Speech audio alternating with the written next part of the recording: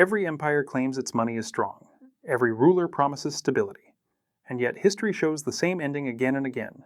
Empires rarely collapse from invasion first. They collapse when their own rulers destroy trust in money. This is not a story about inflation alone. It is a story about power, panic, and decisions that quietly ruin entire civilizations. There were wars that looked inevitable. Some were fought for politics. Some were fought for religion. Some only happened because money allowed them to happen. The 30 Years' War in Europe lasted 3 decades. Habsburgs and France borrowed heavily to fund armies. Merchants and bankers decided who could fight and for how long. Citizens paid the cost. Taxes rose. Markets were disrupted. The pattern is old and repeatable. Even today, finance drives policy and conflict. For centuries, Rome ruled the world with discipline, armies, and silver coins. The denarius was trusted across Europe and beyond. But wars became expensive. Borders expanded. Armies demanded constant pay.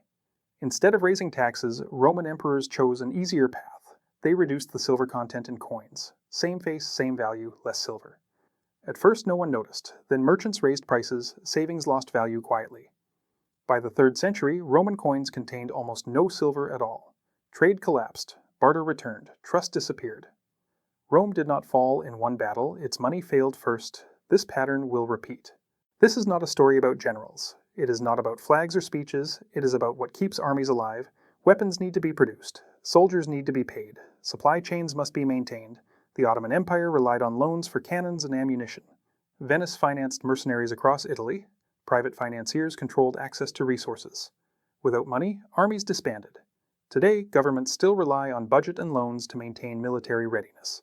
The Byzantine Empire learned from Rome. For centuries, its gold coin, the solidus, remained stable.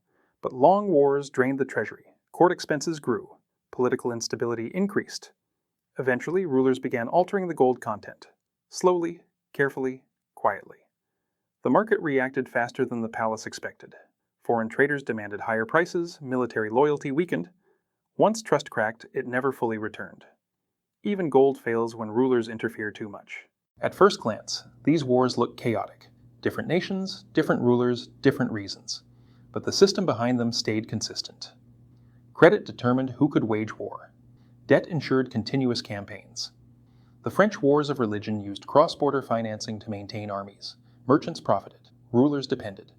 Patterns repeated across centuries. The rules did not change, only names and locations did. In medieval Europe, kings controlled mints directly. Whenever money ran short, they clipped coins or reduced purity. Each ruler believed he could fix today's problem tomorrow. But citizens learned a dangerous lesson. Hold coins too long, and they lose value. Spend fast. Hoard goods. Avoid savings. This behavior destroyed long-term trade. Markets became unstable. Economic growth slowed. When money becomes unreliable, society turns defensive. By the early modern period in Europe, wars were industrial in scale. Armies were permanent. Weapons production grew. Costs rose daily.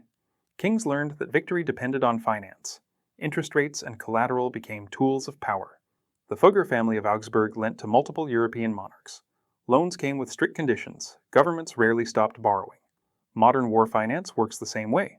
National bonds fund campaigns before decisions are made. France tried something new. Paper money called assignats, backed by confiscated land. At first it worked. Confidence returned. The economy moved, then the printing began. More notes, more promises, less discipline. Prices exploded. Savings evaporated. Wages lagged behind inflation. The government responded by printing even more, a classic trap. By the end, paper money was worthless and violence replaced trust. Printing did not save the revolution, it accelerated its collapse. One of the greatest advantages was neutrality. Bankers remained connected to all sides. Money does not care about flags, it cares about repayment. Families like the Fuggers and the Rothschilds maintained cross-border networks. They moved money faster than governments. They understood risk better than generals. Neutrality maximized profit and influence. Today, multinational banks still operate across conflicting nations. The principle remains unchanged. During the Civil War, both sides needed money fast. The Union printed greenbacks, the Confederacy printed graybacks. One had industrial capacity and taxation power, the other relied almost entirely on printing. Confederate currency collapsed. Inflation became extreme.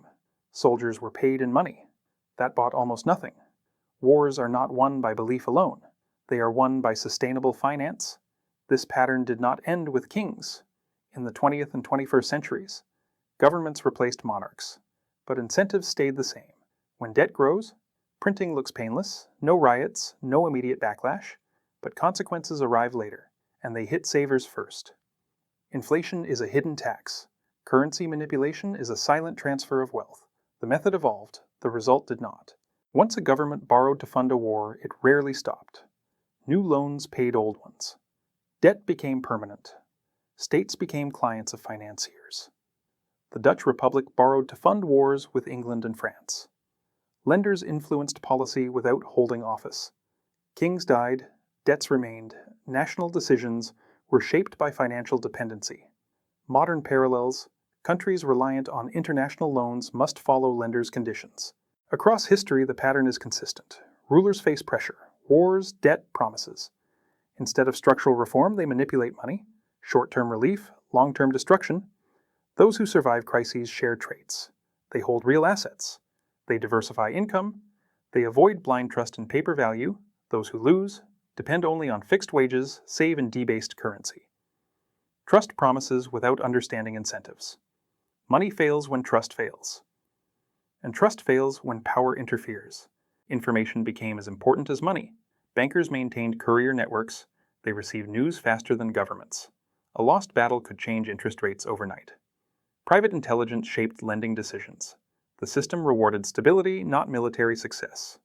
Short wars were manageable, long wars were profitable.